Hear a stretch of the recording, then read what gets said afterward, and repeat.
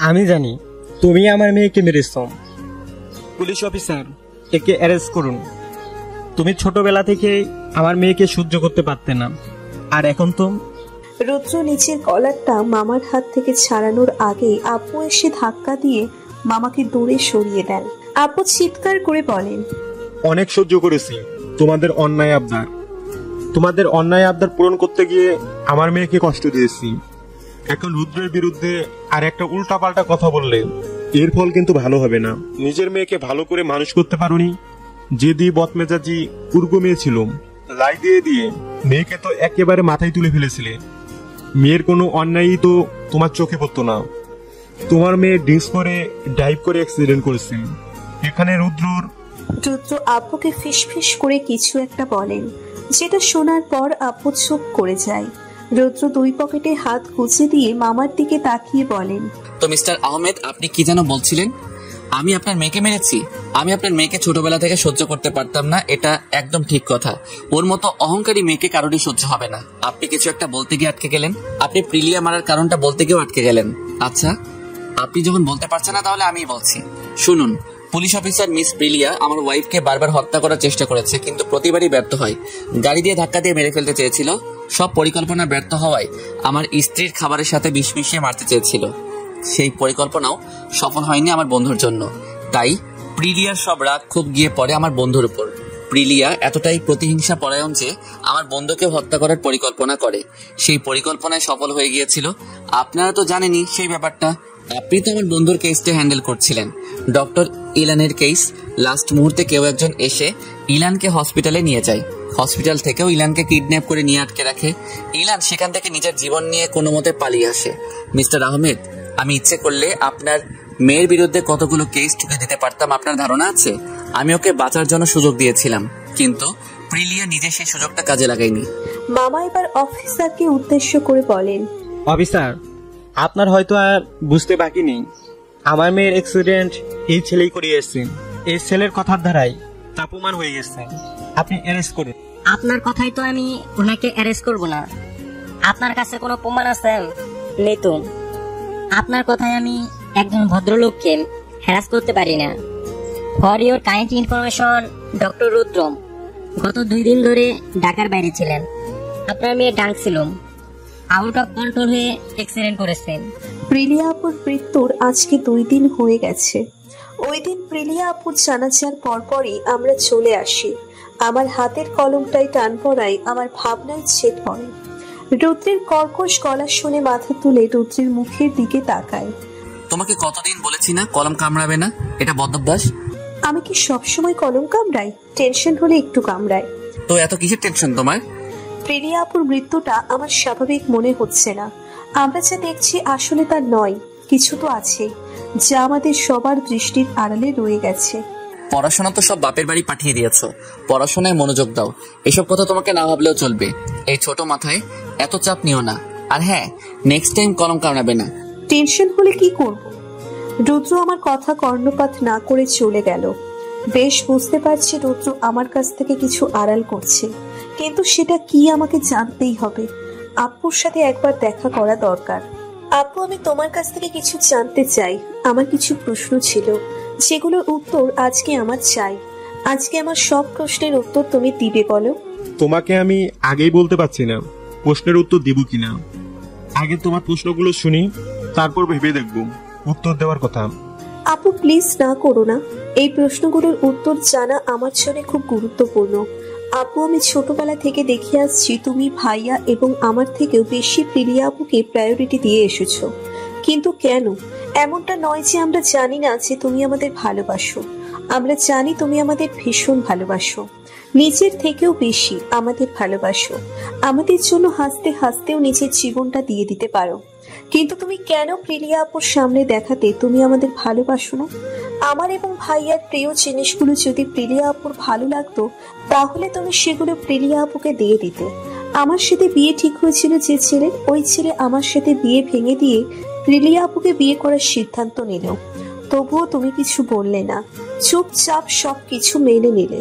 বিনা বাধায় ওদের এঙ্গেজমেন্ট হয়ে যেতে দিলে। ভাইয়া রিয়াক্ট করেছিল বলে তুমি ভাইয়াকেও থামিয়ে দিলে। এই নয় যে আমি রুদ্রের সাথে অসুখী, রুদ্রের মতো মানুষ হয় না, ওনাকে পেয়ে আমার জীবন পরিপূর্ণ হয়ে গেছে। আমি অনেক ভাগ্যবতী ওনার মতো একজন লাইফ পার্টনার পেয়েছি। কিন্তু আপু, আমার প্রশ্নের উত্তরগুলো জানা খুব প্রয়োজন। প্লিজ আপু, আজকে সব বলো। তুমি এখন বড় হয়েছো, সবকিছু জানার অধিকার তোমার আছে। তোমার মামাকে দেখে যা মনে হয়, তোমার মামা আসলে তেমন নয়। উনি ভীষণ অহংকারী একজন মানুষ, পিলেয়ার মতোই স্বার্থপর। বাবা মায়ের গুণগুলোই তো সন্তান পায়। পিলেও তোমার মামার মতোই জেদি আর একরোখা। নিজের জেদ বজায় রাখার জন্য সবকিছু করতে পারে। কাউকে খুন করতেও কিছু বা হবে না। যেমনটা পিলিয়া নিজের জেদ বজায় রাখার জন্য তোমাকে মেলে ফেলার চেষ্টা করেছিল। তোমার বয়স যখন 3 বছর, তোমার একটা খেলনা পিলিয়া কেড়ে নিয়েছিল। সেটার জন্য তুমি চিৎকার করে কাঁদছিলে। পিলিয়া বদমেজাজি আর অহংকারী থাকায় রুদ্র ওকে সহ্য করতে পারত না। রুদ্রর পিছন পিছন সবসময় তুমি থাকতে। রুদ্রকে ছাড়া তুমি কিছুই বুঝতে না। তুমি ছোটবেলায় দেখতে অনেকটা পুতুলের মতো ছিলে। তুমি ছিলে রুদ্রের খেলার পুতুল। তোমাকে খাইয়ে দেওয়া, ঘুম পাড়িয়ে দেওয়া সব রুদ্র করত। পিলিয়াকে সহ্য করতে পারতো না। আর পিলিয়া তোমাকে কাঁদাচ্ছে, এটা থেকে রুদ্র ভীষণ রেগে যায়। পিলিয়ার হাত থেকে খেলনাটা কেড়ে নিয়ে পিলিয়াকে ধাক্কা দিয়ে ফেলে দেয়।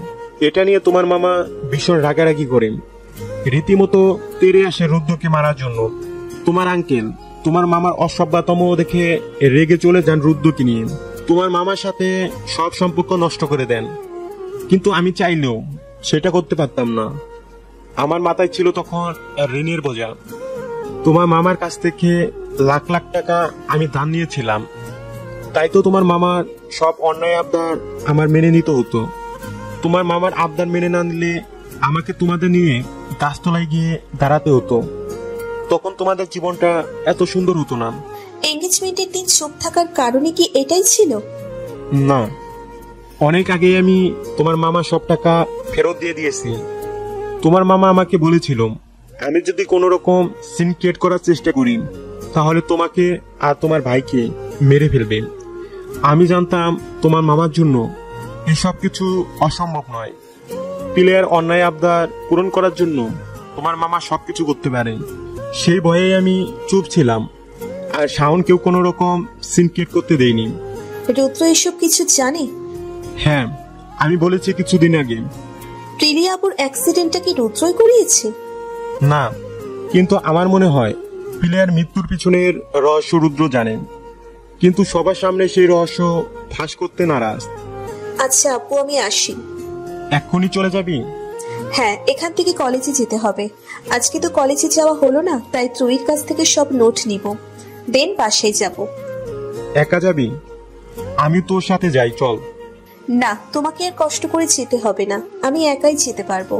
আপু, তোমার পিচ্ছিটা আর পিচ্ছি নেই, সে এখন বড় হয়ে গেছে, একা পথ চলতে পারে। বাবা মার কাছে সন্তান কখনো বড় হয় না। তুই তো আমার পিচ্ছি রাজকন্যা। সাবধানে যাবি, আর পৌঁছে আমাকে ফোন দিবি। আমি মাথা নেড়ে সাই দিলাম। আম্মুর সাথে দেখা করে বাসা থেকে বের হয়ে এলাম। রাস্তা দিয়ে যেতে যেতে ভাইয়াকে মেসেজ করে দিলাম। এবার ভাইয়ার বোনের প্রশ্নগুলোর উত্তর মিলবে। বাসায় আসতে আসতে বিকাল হয়ে গেল। বাসায় এসেই আগে শাওয়ার নিয়ে নিলাম। ঘামে ভিজে একাকার হয়ে গিয়েছিলাম। পাক্কা 1 ঘন্টা জ্যামের জন্য আটকে ছিলাম। বিরক্তির চরম মাত্রায় পৌঁছে গিয়েছিল। টাওয়েল দিয়ে চুল মুছতে মুছতে ওয়াশরুম থেকে বের হতেই বার কয়েক দরজায় নক করলো। হাতের টাওয়েলটা চেয়ারে রেখে দরজার দিকে অগ্রসর হলাম। দরজা খুলে দিতেই মামুনি আমার দিকে নিজের ফোনটা বাড়িয়ে দিল। আমি জিজ্ঞাসু দৃষ্টিতে মামুনির দিকে তাকাই। রুদ্র ফোন করেছে, নে কথা বল। মামুনির সামনে রুদ্রের সাথে কথা বলবো ভাবতে জানি কেমন লজ্জা লাগছে। আমি নিজেকে ধাতস্থ করে ফোনটা হাতে নিলাম। ফোনটা কানের কাছে নিতেই নিঃশ্বাসের আওয়াজ ছাড়া আর কিছু শুনতে পেলাম না। আমি হ্যালো বলতেই রুদ্র ফোন কেটে দিল। কি থেকে কি হলো কিছুই আমার বোধগম্য হলো না। আমি মামুনির দিকে ফোনটা বাড়িয়ে দিলাম। কি হলো? রুদ্র ফোন কেটে দিয়েছে। রুদ্র তোর উপর ভীষণ রেগে আছে। তুই তো রুদ্রকে বলেই ওই বাসায় যেতে পারতি। কলেজের নাম করে কেন গেলি? রুদ্র তোকে ফোন করতে করতে অস্থির হয়ে উঠেছিল, কিন্তু তোর ফোন কিছুতেই কল ঢুকছিল না। পরে তোকে কল করে জানতে পারে তুই ওইখানে গিয়েছিস। এটা জানার পরেই তোদের বাসায় যেতে চেয়েছিল, কিন্তু হসপিটাল থেকে কল আসায় হসপিটালে চলে যেতে হয়েছে। আবার নিশ্চয়ই ঝগড়া করেছিস। ওদের দুজনকে নিয়ে আর পারি না, একসাথে থাকলে সারাদিন ঝগড়া করবি, আর দূরে গেলেই দুজন দুজনকে চোখে হারাস। মামুনি বক বক করতে করতে চলে গেল। আমি একটা দীর্ঘশ্বাস ছাড়লাম। আঙ্কেল কিছুদিনের জন্য চট্টগ্রাম গিয়েছে। মামুনির শরীর খারাপ লাগছিল, তাই তাড়াতাড়ি শুয়ে পড়েছে। আমি রুদ্রের জন্য অপেক্ষা করছি। রুদ্র এখনো বাসায় ফেরেনি। ড্রয়িং রুমে বসে পড়ছিলাম। হঠাৎ করে কলিং বেল বেজে উঠায় তাড়াতাড়ি করে উঠতে গিয়ে সোফা থেকে ঠাস করে পড়ে গেলাম। তেমন একটা ব্যথা পাইনি। তাড়াতাড়ি করে উঠে গিয়ে দরজা খুলে দিলাম। দরজা খুলতেই রুদ্র হুড়মুড় করে ঢুকে পড়ে। হাত থাকা ব্যাগটা ছুঁড়ে ফেলে দেয়। আমার বাহু দুটো খুব শক্ত করে চেপে ধরে। রাগে হেসিয়ে বলে, তোমার আমাকে মানুষ মনে হয় না। আমার সাথে যা ইচ্ছে তাই করা যায়, তাই না? তুমি কেন বুঝতে পারো না তোমার জন্য কারো চিন্তা হয়? তোমার চিন্তায় কেউ অস্থির হয়ে ওঠে। তোমাকে এক মুহূর্ত দেখতে না পারলে আমার বক্ষস্থল চিনচিন ব্যথা হয়। চোখের সামনে সবকিছু অন্ধকার হয়ে আসে। সারা পৃথিবী এলোমেলো হয়ে যায়। প্রথম দিকের কথাগুলো উনি রেগে বললেও পরে ওনার কণ্ঠে রাগের কোনো অস্তিত্বই ছিল না। এক রাশ ভালোবাসার অনুভূতি, অপ্রকাশিত ভালোবাসা। ভালোবাসলেই তা মুখে বলতে হবে তা নয়। নিজের কর্মের মাধ্যমে অপর পাশের ব্যক্তিটিকে নিজের ভালোবাসা বোঝানো সম্ভব। আমার এক হাত ওনার বুকের বাপাশে রাখলাম। এবার উনি একদম স্থির হয়ে গেলেন। অনিমেষ তাকিয়ে আছে আমার চোখের দিকে। পলক ফেলতেও যেন ভুলে গেলেন। গত 10 মিনিট যাবৎ ইফাত স্যারের রুমে বসে আছি, কিন্তু স্যার আসার কোনো খবর নাই। ইফাত স্যার ওনার অ্যাসিস্ট্যান্টকে দিয়ে আমাকে ডেকে নিয়ে আসছেন। ওনার অ্যাসিস্ট্যান্ট আমাকে এখানে বসতে বলে চলে গেছেন। স্যার একটা ইম্পর্টেন্ট কাজে গিয়েছে, এখনই চলে আসবে। আমাকে অপেক্ষা করতে বলছে। এই 10 মিনিটেই আমি বিরক্ত হয়ে গিয়েছি। সারা রুম জুড়ে পায়চারি করছি। আজকে ত্রয়ীটাও আসেনি, তাই আমার একা একাই বোর হতে হচ্ছে। ত্রয়ী এখানে থাকলে স্যারের রুমটাকেও বাজার বানিয়ে ফেলতো। আরো মিনিট 5 মতো অপেক্ষা করার পর স্যারের দেখা পেলাম। স্যারকে দেখা আর ঘোড়ার ডিম দেখা আমার কাছে এক মনে হচ্ছে। অপেক্ষা জিনিসটা আমার বরাবরই বিরক্ত লাগে। স্যার কেবিনের দরজা ঠেলে ঢুকতে ঢুকতে বলে, sorry for late, sorry again, তোমাকে অপেক্ষা করানোর জন্য। একটা কাজে আটকে গিয়েছিলাম। আমি নিজের বিরক্তিটা প্রকাশ না করে আলতো হেসে বললাম, ইটস ওকে স্যার, সরি বলার দরকার নাই, কাজ তো থাকতেই পারে। স্যার নিজের গায়ের অ্যাপ্রনটা খুলতে খুলতে বললেন, এই জন্যই তোমাকে এতটা ভালো লাগে। তুমি সব পরিস্থিতিতে নিজেকে মানিয়ে নাও, অন্যের সুবিধা অসুবিধা বোঝার চেষ্টা করো। ইফাত স্যারের কথা শুনে আমি একটু অস্বস্তিতে পড়ে গেলাম। তবুও মেকি হেসে বললাম, স্যার কেন ডেকেছিলেন? ও হ্যাঁ, বসো বলছি। আমি ইফাত স্যারের বিপরীত পাশের চেয়ারটা টেনে বসে পড়লাম। তুমি হয়তো ভুলে গেছো, তুমি আমাকে একটা টপিক বুঝিয়ে দেওয়ার কথা বলেছিলে। আমি সময়ের অভাবে ওই টপিকটা নিয়ে আলোচনা করার সময় পাইনি। তো গতকাল আমি ওই টপিকটা নিয়ে আলোচনা করেছিলাম, কিন্তু তুমি প্রেজেন্ট ছিলে না। স্টুডেন্ট কোনো টপিক বুঝতে না পারলে সেটা বুঝিয়ে দেওয়া আমার কর্তব্য। তোমাকে ওই বিষয়টা বোঝানোর জন্যই ডাকা। ধন্যবাদ স্যার, আমি ওই টপিকের কথা প্রায় ভুলেই গিয়েছিলাম। চলো ক্যান্টিনে যাই। কেন স্যার? সকাল থেকে এখনো খাওয়া হয় নাই, লাঞ্চ করতে করতে না হয় তোমাকে পড়াটা বুঝিয়ে দিব। তোমার কোনো সমস্যা আছে? আমি এবার অস্বস্তিতে পড়ে গেলাম। এভাবে একজন টিচারের সাথে তো ক্যান্টিনে বসা যায় না। ব্যাপারটা নিঃসন্দেহে অস্বস্তিকর। যদি রুদ্র আমাদের দুজনকে একসাথে ক্যান্টিনে দেখে, তাহলে তো তুলকালাম কাণ্ড বাঁধিয়ে দিবে। তৎক্ষণাৎ রিয়াক্ট না করলেও পরে আমার উপর ঘূর্ণিঝড় চালিয়ে দিবে। স্যারকে না করে দেব, কিন্তু স্যারের মুখের উপর তো এভাবে না করা যায় না। এটা বেয়াদবি হয়ে যাবে। অগত্যা স্যারের সাথে ক্যান্টিনে যাওয়ার জন্য পা বাড়ালাম। খুব মনোযোগ দিয়ে স্যারের কথাগুলো শুনছিলাম। হুট করে আমার ফোনটা বেজে উঠায় আমি একটু অপ্রস্তুত হয়ে পড়ি। ব্যাগ থেকে ফোন বের করে দেখি রুদ্র কল দিয়েছে। কলটা কেটে দেওয়ার সাথে সাথেই আবার বেজে ওঠে। আমি স্যারের দিকে তাকাতেই স্যার ইশারায় ফোনটা রিসিভ করতে বলল। আমি জোরপূর্বক হেসে ফোনটা রিসিভ করে হ্যালো বলতেই অপর পাশ থেকে রুদ্রের কর্কশ কণ্ঠ কর্ণগোচর হলো। আরে কই যান আপনারা? একটা লাইক দিয়ে যান, এত কিপটামি করেন কেন? একটা লাইকই তো দিবেন। প্লিজ প্লিজ প্লিজ একটা লাইক দিয়ে যান।